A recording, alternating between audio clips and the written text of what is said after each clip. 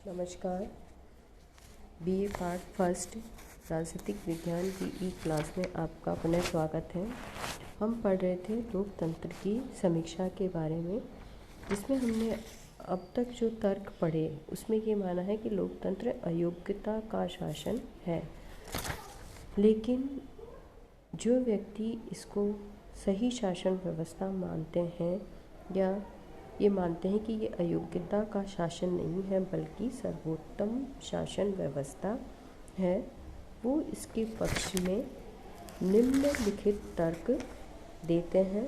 वो कहते हैं कि जितनी भी अन्य शासन व्यवस्था हैं उनके मुकाबले लोकतंत्रीय शासन व्यवस्था सबसे अच्छी शासन व्यवस्था मानी गई है।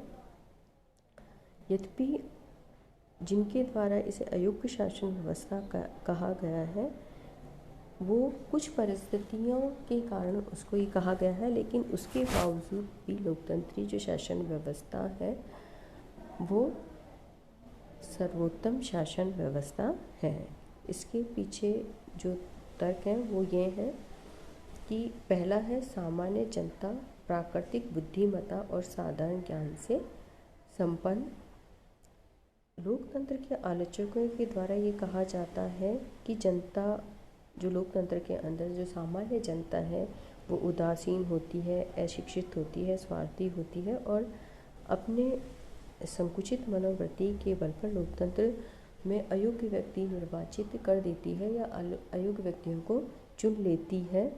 लेकिन अगर हम देखें तो वास्तविक रूप से जो सामान्य जनता है उसमें हो सकता है कि उतनी बौद्धिक बुद्धिमत्ता नहीं हो, लेकिन फिर भी उसके अंदर जो सामान्य ज्ञान होता है, जो उसका प्राकृतिक जो बुद्धिमत्ता उसकी जो होती है, उसके कारण उसके द्वारा इस बात का उसे ये भान रहता है कि किस व्यक्ति को हमें चुनना है और कौन हमारे लिए अच्छे से कार्य कर पाएगा। तो साधारण जनता भी ऐसे ही नेता को चुन लेती है जो कि साधारण जनता के हित में कार्य करेगा, ईमानदार हो और संतुलित दृष्टिकोण अपनाता है। तो सामान्य लोगों में ये इतनी तो बुद्धिमत्ता होती है कि वो सही निर्णय ले पाए, और अपवाद तो सभी जगह होते हैं।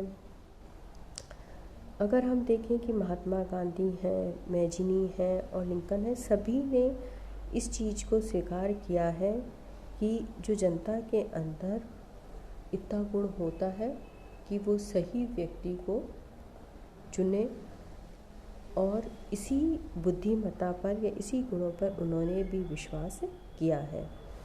दूसरा इसके अंदर है लोकतंत्र में वास्तविक प्रशासन विशेषज्ञों द्वारा हो। इसमें कोई संदेह नहीं कि जीवन के दूसरे क्षेत्रों की भांति शासकीय जो कार्य हैं उसमें भी विशेषज्ञों की आवश्यकता होनी चाहिए और उनके द्वारा वो संपन्न किए जाने चाहिए।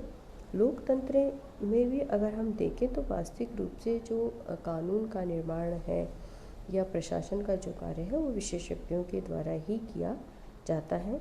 जो जनता के प्रतिनिधि हैं या जनता है उनके द्वारा तो क्या किया जाना चाहिए इस बात का निर्णय किया जाता है, और कैसे किया जाना है ये बात विशेषज्ञ या नौकरशाह के ऊपर छोड़ दी जाती है, जो कि अपने विषय के अंदर विशेषज्ञ होते हैं। तो ये हम नहीं कह सकते कि जो प्रशासनिक जो कार्य हैं वो अविशेषज्ञों के द्वारा किए जाते हैं। जनता प्रशासन के उद्देश्य निश्चित करती है और इन उद्देश्यों की प्राप्ति का कार्य विशेषज्ञ ही करते हैं।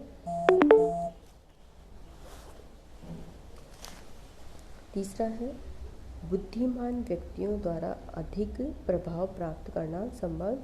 प्रजातंत्र में यद्यपि प्रत्येक व्यक्ति को एक मत देने के अधिकार है और इस धारणा का प्रतिपादन किया गया है कि एक व्यक्ति का एक मत, लेकिन प्रजातंत्र के अंदर नागरिकों को अपने विचारों के आदान प्रदान की भी सुविधा प्रदान की गई है, जिसके आधार पर समाज के जो अधिक योग्य व्यक्ति हैं वो समाज में अपनी योग्यता और अपने विचारों से दूसरे व्यक्तियों को प्रभावित कर देते हैं। इस प्रकार बुद्धिमान व्यक्ति अधिक प्रभाव प्राप्त करके प्रजातंत्र के अंदर योग्य शासन का रूप प्रदान करती है।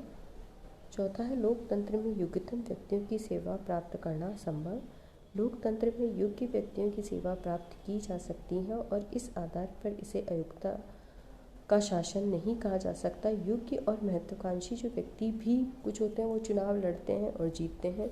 इसके अतिरिक्त यदि वे चुनाव भी न लड़ना चाहें तो संसदीय व्यवस्था वाले देशों के अंदर द्वितीय जो सदन होता है उनमें उन्हें सदस्यता प्रदान की जाती है। जो भी विशेष कार्य के अंदर चाहे कला साहित्य के अंदर विशेष योग्यता रखते हैं उन्हें उसमें स्थान दिया जाता है। और जहाँ अध्यक्षत्व शासन व्यवस्था होती है वहाँ पर राज्यों में उन्हें मंत्री पद देके उनकी सेवाओं का लाभ दिया जा सकता है। तो इस तरीके से हम ये कह सकते हैं कि जो लोकतंत्रीय शासन व्यवस्था है वो योग्यतम शासन व्यवस्था है।